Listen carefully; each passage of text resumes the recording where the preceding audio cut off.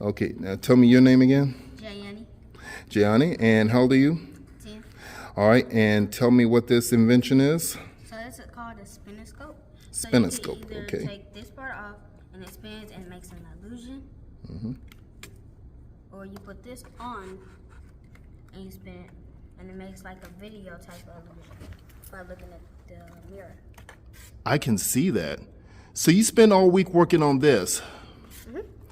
What does it mean to be able to, what does it mean to be able to create an invention like this? I mean, this is a toy I know that was pretty popular in the early 20th century, but to be able to put an electronic thing together, what does it mean to be able to spend maybe the first or second week of summer doing this? It was pretty easy, but at the same time it wasn't, because you had to attach all the cords. You gotta make sure everything's even for it to balance straight and not lean over like this. And the pictures were pretty easy and simple, so that's why I did a cookie. Okay, all right. And your name again is? Avery Martin. Avery Martin. And tell me your age again. My age is 11 years old. 11 years old. And describe your invention, please.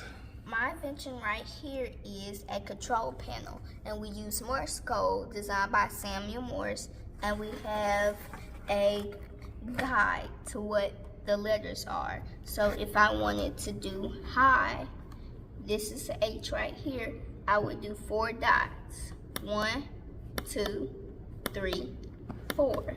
And then I would wait probably about 1 second to go to the I, and the I is 2 dots, so 1, 2.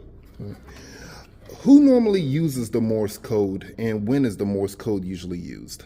The Morse code is usually used when, like, we are at war and we need to contact somebody faster than letters. And who knows, people have invented the phone, but if there might not be any Wi-Fi there, so you won't be able to send a message. So you can use Morse code, which was invented in World War I, to help give messages to the mainland.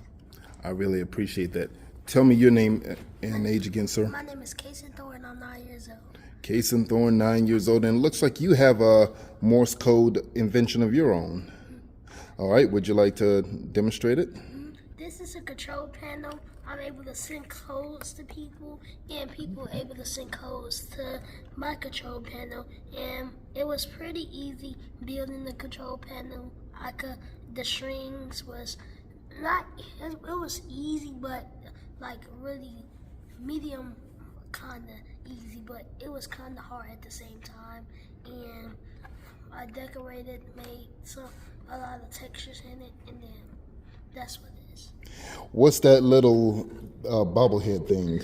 This is an AI that could keep us entertained. So when things get challenging or boring, you know what, to kind of take a mental break, a little bit of entertainment, I see. Let me ask all three of you, and feel free to jump in. Did this camp really increase your interest in science, or did you all have an interest in science going in? Who wants to answer that? It increased in my interest because I didn't really like science, but when I came here, I found out that it was really fun making like electronics like this. And what did you learn about how important science is in everyday life?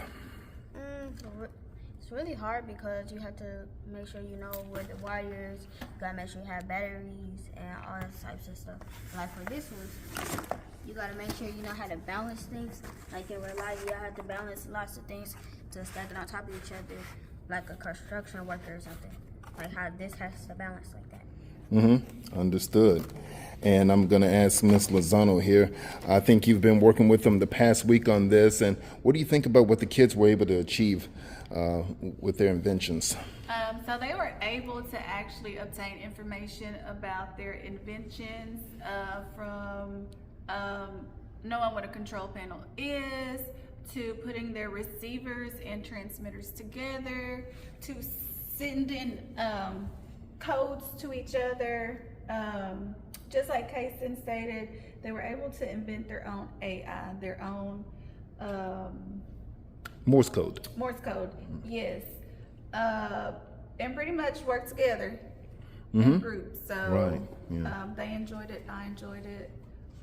A whole lot of learning going on. So. This must have challenged your mind as well because, as you told me, you're an ELA teacher, but you're teaching a little bit of science here for the whole week. Teaching a little bit of science for the whole week, out of my comfort zone, but I'm so glad I chose this.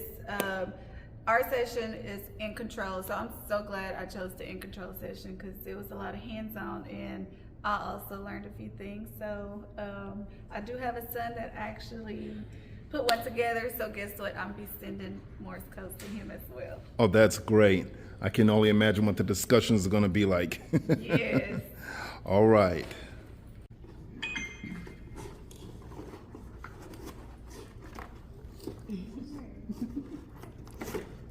So a lot of it is being done by hand. I thought this was an electronic thing. Well, what do you learn from this hands-on thing you're doing? Use our own creative minds and have our own thinking to use this. The only time Miss Akins and the interns helped us is when they really taught us about nature and how their claws work. Like, it says, how do animals use their claws? Gave us examples on here like tigers, bears, falcons. They all use their claws, and we use our ideas and critical thinking from that. Okay.